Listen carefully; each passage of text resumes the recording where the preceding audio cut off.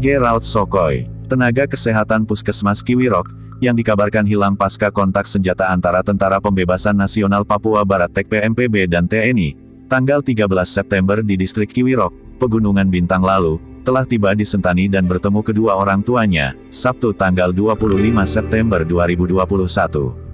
Bupati Pegunungan Bintang, Speyan Bidana, saat mendampingi pertemuan tersebut mengatakan, pada Sabtu pagi tim pemerintah Kabupaten Pegunungan Bintang menjemputnya di distrik Okika.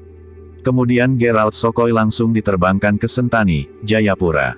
Mengenai penjemputan di distrik Okika, seperti yang diberitakan tabloid Jubi, Bidana mengatakan, "Kami meminta masyarakat menjadi mediator, sehingga Gerald bisa dijemput. Paman saya sendiri yang menjadi mediator," katanya, saat mempertemukan Gerald Sokoy dengan keluarganya.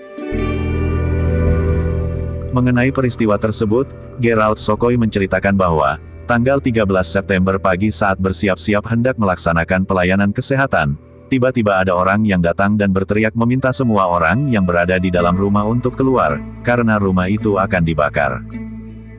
Kami hendak berlari keluar, tapi takut. Jadi kami tinggal saja di dalam rumah. Karena sudah takut sekali, saya berlari saja keluar, lompati jurang. Saya sempat juga mendengar, ada bunyi tembakan dari dalam rumah dinas kami sendiri. Sempat dengar juga ada bunyi tembakan, dari dalam rumah sendiri, dari dalam getong punya rumah. Bunyi tembakan itu kan? Kata Gerald Sokoy, saat menuturkan peristiwa itu kepada wartawan di Sentani, Jayapura, Papua. Kaget mendengar bunyi tembakan dari arah rumah itu, sehingga ia semakin kencang berlari dan melompat ke dalam jurang. Ia lalu terus berlari menjauh. Saya langsung turun ke sungai, tinggal di sana sampai situasi sudah mulai tenang. Kemudian melanjutkan berjalan kaki saya mulai keluar dari hutan. Beristirahat di tempat yang memungkinkan, dan kembali melanjutkan perjalanan, ujarnya. Hingga ia menemukan warga dan diajak ke rumah warga, diberi makan dan tempat istirahat. Saat ia bangun, warga bertanya kepadanya, apakah akan tinggal, namun ia memutuskan untuk harus pulang ke Sentani, Jayapura, lantaran ibunya yang sedang sakit. Selanjutnya, ia dibantu hingga dapat bertemu kembali dengan kedua orang tuanya.